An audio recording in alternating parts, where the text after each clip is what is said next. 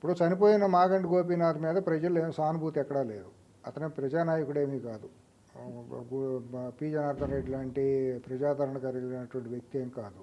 మరి ఇన్నిసార్లు ఎట్లా గెలిచాడు ఆయన? గెలిచిన కారణాలు 2014లో తెలుగుదేశం సింబల్తో గెలిచాడు. 2018లో దొంగ ఓట్లన్నీ తీసేసి ఓటర్ లిస్ట్ అంతా మాయ చేసి గెలిచాడు. 2023లో ఎంఐఎంతో లాలూచి పెట్టుకుని బీజేపీతో అండర్ హ్యాండ్ డీలింగ్ పెట్టుకుని అక్కడ బలమైన క్యాండిడేట్ని పెట్టించుకోకుండా అతను ఉన్న వ్యక్తిగత పరిచయంతో సాగుదప్పి కన్నులొట్టపోయినట్టు 16,000 మెజార్టీతో గెలిచాడు.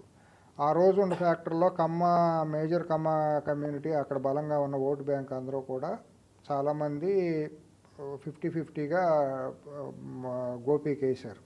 అంటే యాక్చువల్గా అప్పుడు కమ్మాస్ అందరూ చంద్రబాబు మీద ఈయన యాంటీగా ఉన్నాడు కేటీఆర్ అని టీఆర్ఎస్కి వ్యతిరేకంగా పనిచేశారు. అంతా అదే నేను 50% ఇచ్చేశారు. కొంతమంది ఏంటంటే సరే ఏదో కమ్మ కమ్యూనిటీ ఉంది కదా, పిలిస్తే వస్తాడు కదా.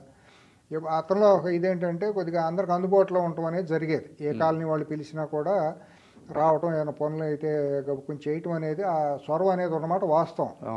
దేనికైతే మాట్లాడాలి. అది బీఆర్ఎస్ పార్టీ కంటే కూడా వ్యక్తిగతంగా తను కొద్దిగా ఎస్టాబ్లిష్ చేసుకున్నమాట వాస్తవం. మాస్ లీడర్గా స్లమ్లోకి వెళ్ళటం, బూత్ వైజ్ లీడర్లు అందరినీ కొద్దిగా కమిటీలు అంటే అట్లా క్రెడిట్ ఇవ్వడానికి అసలు ఆ ఎలక్షన్లో ఈ మొత్తం రాష్ట్రం అంతా కాంగ్రెస్ గెలిచినా కూడా హైదరాబాద్ సిటీలో ఉన్న కాన్స్టిట్యున్సీస్ అన్ని బీఆర్ఎస్ గెలవడానికి ఒక్క సిటీ అనే కాదు, ముస్లిం ఓటర్లు రాష్ట్రంలో ఎక్కడైతే ఉన్నారో మేము అనుకున్నది 15 సీట్లు పోయినాయి. 15 అదనంగా రావాల్సింది 80 దాకా రావాలనుకున్నాం.